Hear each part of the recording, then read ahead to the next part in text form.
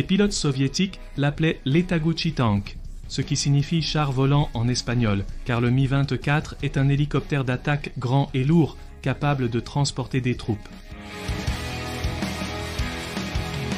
Depuis son premier vol en 1969, plus de 50 pays l'ont utilisé, avec les versions d'exportation Mi-25 et Mi-35.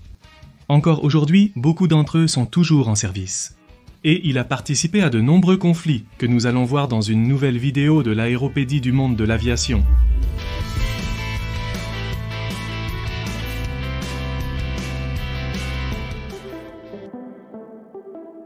Au début des années 60, le concepteur soviétique Mikhail Mil concevait un aéronef destiné à la mobilité sur le champ de bataille, qui pourrait effectuer des missions de soutien au sol et de transport d'infanterie.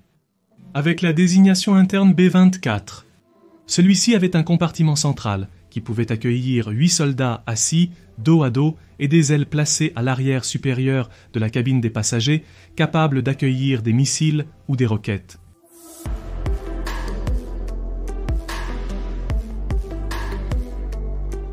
Les ingénieurs d'Emil ont préparé 2 conceptions de base, une conception d'un seul moteur de 7 tonnes et une conception de 2 moteurs de 10,5 tonnes.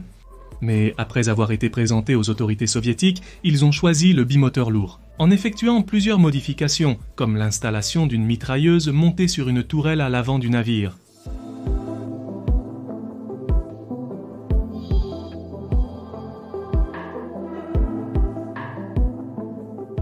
Il était dérivé du design du Mil Mi-8, avec la configuration des moteurs jumeaux, et qui donnait à ces 2 conceptions des entrées d'air distinctives similaires.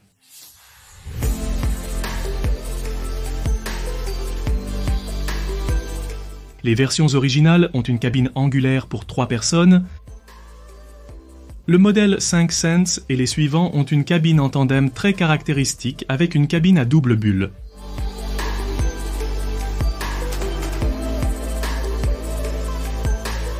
Deux prototypes et un lot de tests de 10 hélicoptères de pré-série ont été construits. Plusieurs modifications de conception ont été apportées jusqu'à la version de production du Mil Mi-24, qui est entrée en service en 1972.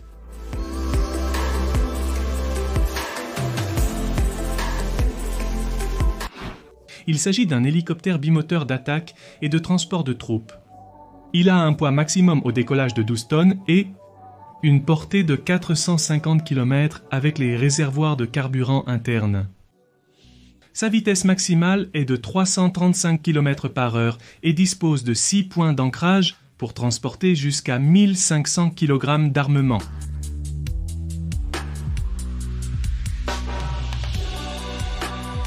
Le fuselage du Mikoyan Gourevitch 24 est blindé et peut résister aux impacts de balles de 17,7 mm sous tous les angles. Les pales de rotor en titane sont-elles résistantes aux mêmes projectiles? La cabine est protégée par un pare-brise blindé et une sorte de baignoire avec une armure en titane. Et il peut résister aux impacts de projectiles de canon jusqu'à 37 mm. Cette cabine est pressurisée pour se protéger en cas de guerre chimique, biologique ou autre. Et ce sont les seuls hélicoptères au monde avec une cabine pressurisée qui ont été produits en série, mais le compartiment arrière n'est pas pressurisé.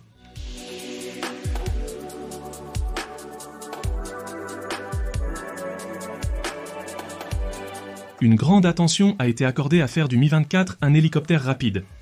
Son fuselage a une forme aérodynamique et est équipé d'un train d'atterrissage tricycle rétractable. Pour réduire la résistance aérodynamique, les demi-ailes fournissent une portance considérable à haute vitesse.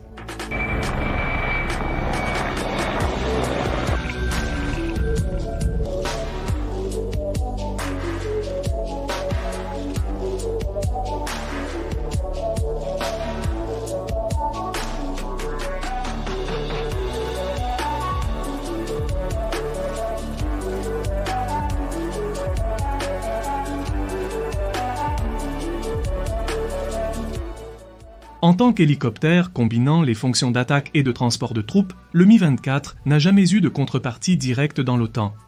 Cette double tâche a été largement utilisée par l'armée soviétique pendant la guerre d'Afghanistan, entre 1980 et 1989. Mais l'expérience du combat a rapidement démontré les inconvénients d'avoir un Mi-24 transportant des troupes, car les équipages considéraient les soldats comme une préoccupation et une distraction lorsqu'ils tiraient en soutien aérien terrestre. Il était donc préférable de voler avec une charge légère, surtout lors d'opérations à haute altitude.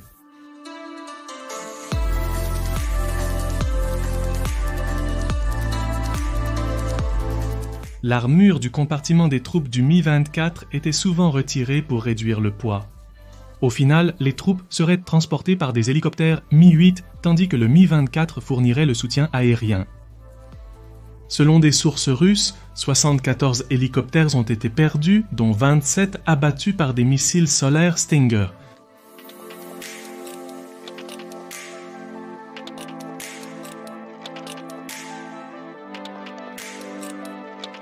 Ils ont été utilisés dans de nombreux autres conflits, surtout dans les pays africains, mais aussi par l'armée irakienne pendant la guerre contre l'Iran. Le Mi-25 a été utilisé par l'armée du Nicaragua pendant la guerre civile dans les années 80.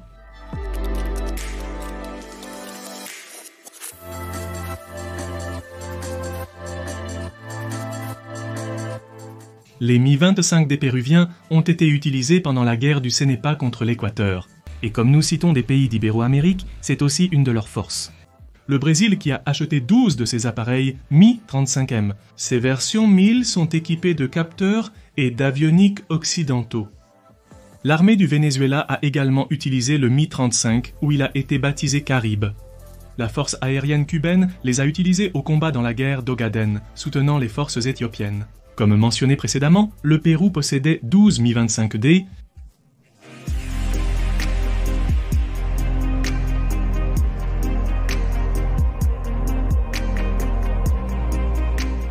En octobre 2007, l'armée de l'air russe a annoncé qu'elle remplacerait sa flotte de Mi-24 par des Mi-28N et des Kamov K-52 pour l'année 2015.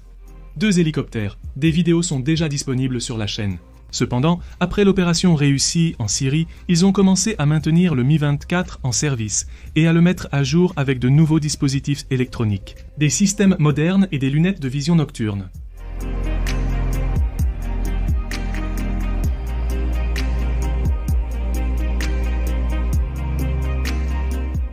J'espère que vous avez apprécié cette nouvelle vidéo de l'aéropédie du monde de l'aviation.